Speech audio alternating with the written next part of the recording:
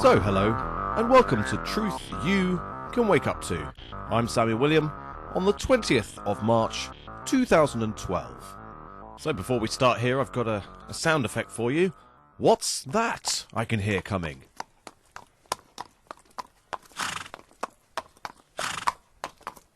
Oh, it's the Kony pony.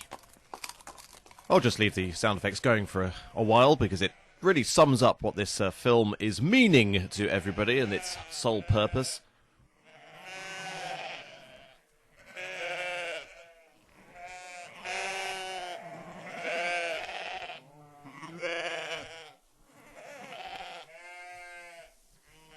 So, Kony 2012. I've stayed away from this a little bit. I watched it quite late. I'd heard quite a few things about it, some pro, some con.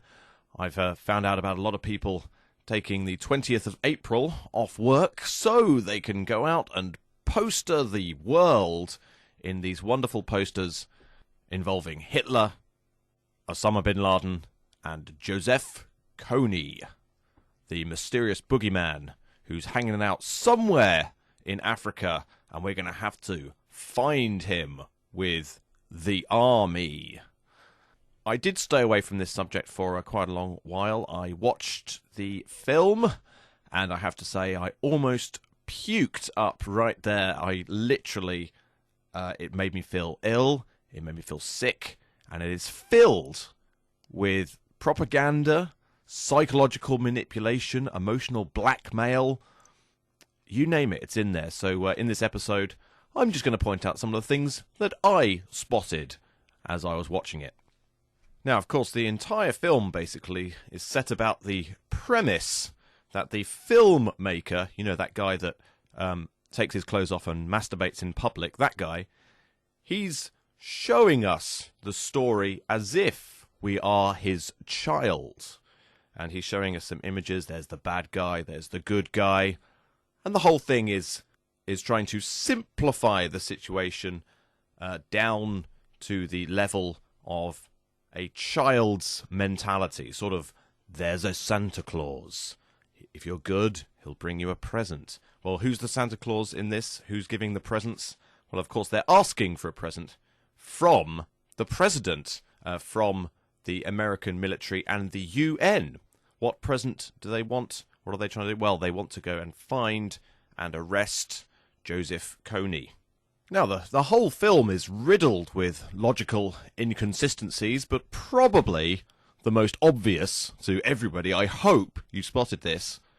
In the beginning, about 11 minutes through, they say the child soldiers are forced to kill their own parents. And then at about 22 minutes through, towards the end, it says, our aim is to reunite these children with their parents.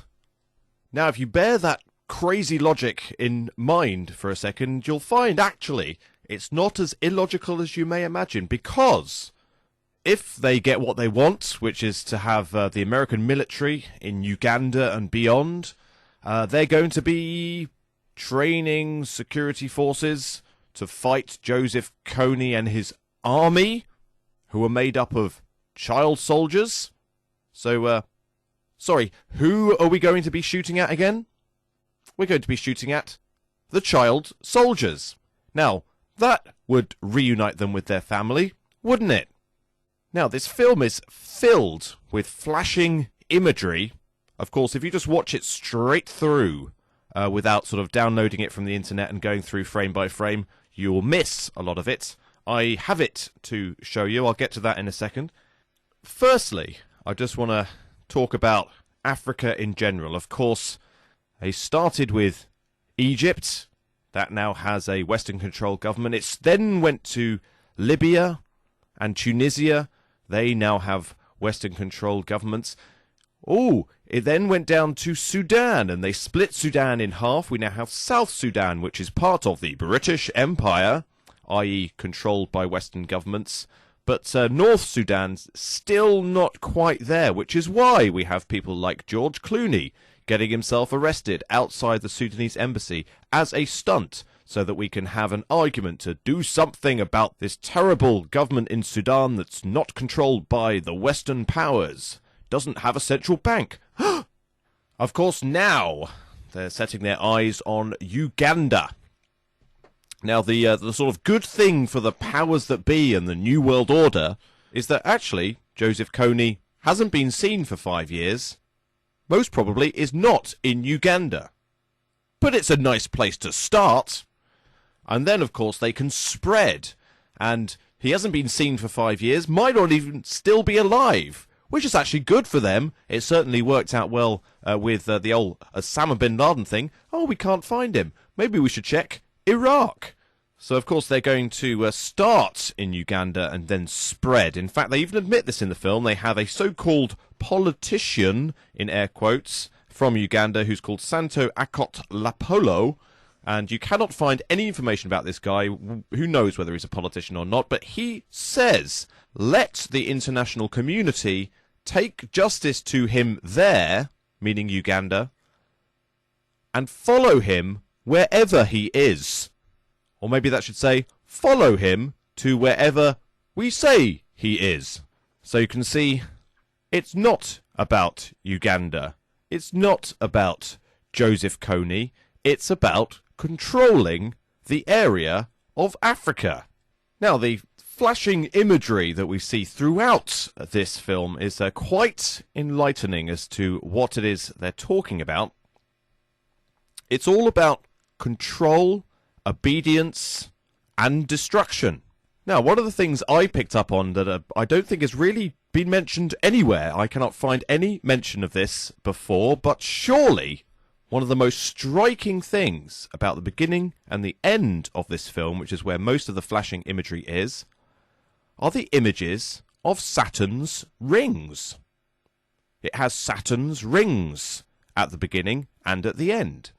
Now, if you have a look at Saturn's rings, presumably these images are taken from the Cassini spacecraft that was orbiting it.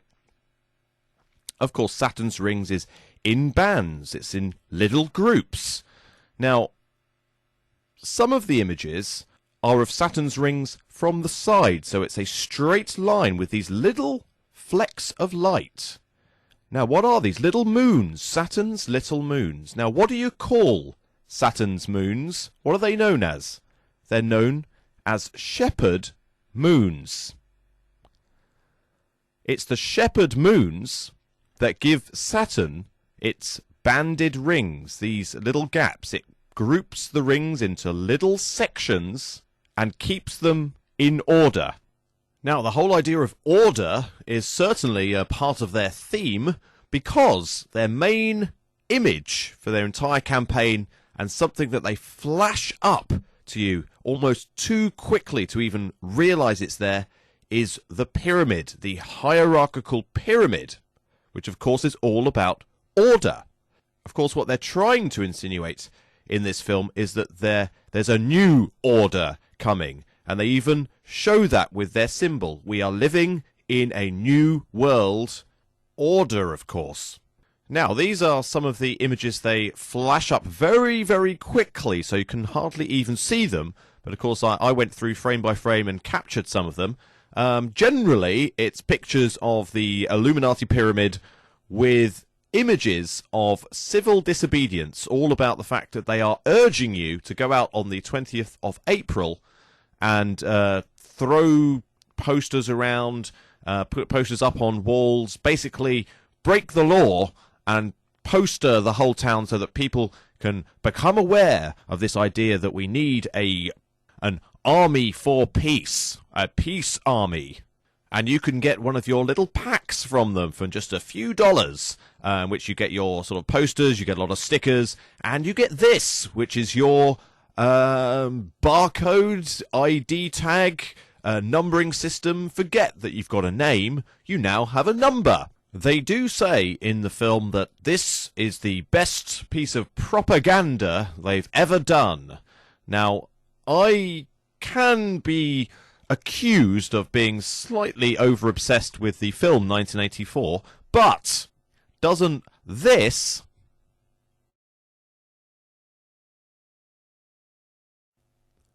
look a little bit like this.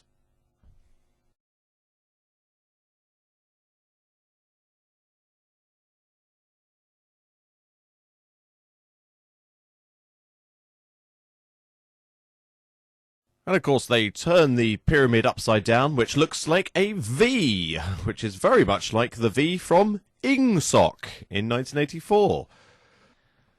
Now they're obviously, they say they want to turn the pyramid upside down, which is something we've heard quite a lot actually in lots of different things. What's the quickest way to the top? It's to turn the pyramid on its head. But throughout it, they have these flashing imageries of the triangle the right way up, and then the triangle the other way round. We also see the prevalence of the word obey. Now, don't get me wrong, I know that this obey symbolism is to do with a graphic artist who just likes to put the word obey out.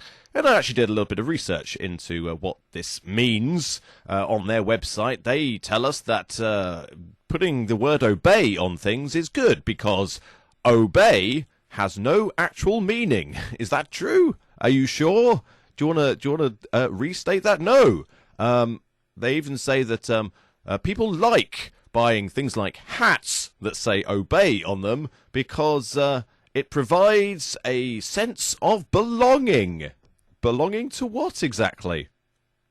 Well, they say throughout the film that the world agrees that Kony is the worst. Do they? Do they really?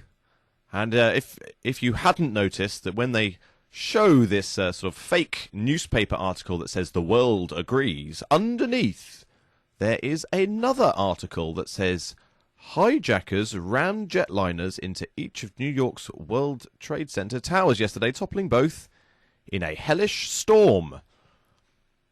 Now, of course, the little child features throughout this film as well, and here's one of the pictures from him. Of course, this is a fashion label as well that he's wearing. Look, it's those clothes that have the skulls on them, which we'll see are prevailing in various very sort of cool, fashionable high street shops. The image of death. The image of death apparently is good to dress your children in. And during the film, the child is seen actually at the beginning getting into film editing, where he's got a little film of some ladies making some food or something like that, and he fires a missile at this lady and explodes her into pieces. So that's good. And of course, but armies, we're told, are good. That's what this is all about. Armies are all good. That's what we're told. We get shown some imagery of some very upstanding American Marines or military in Africa. We also see a nice shot of the UN with their Army of Peace, which is in there. So the double speak coming through from Orwell's 1984.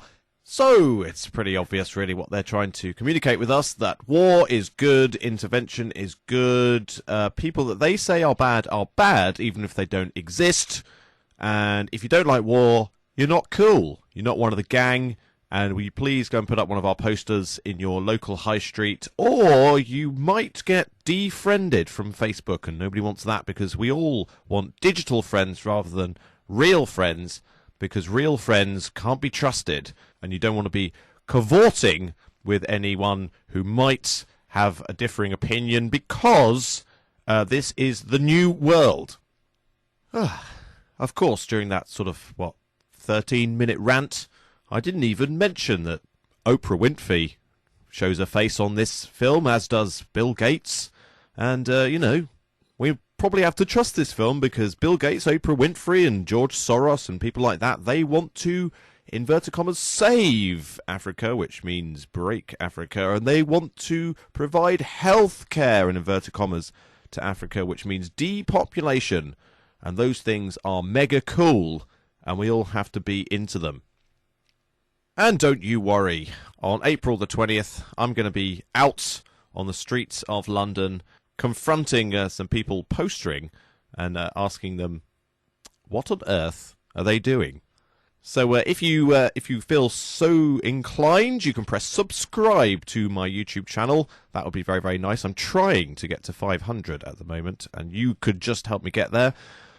Also, have a look at the back catalogue that's in there. Not too many, but all sort of varying different discussions about varying different things. And if you press the thumbs up button, it does help other people find it on Google and YouTube search and stuff like that. So please do all of those things if you can. But until next time, I've been Samuel William, and this has been Truth You Can Wake Up To.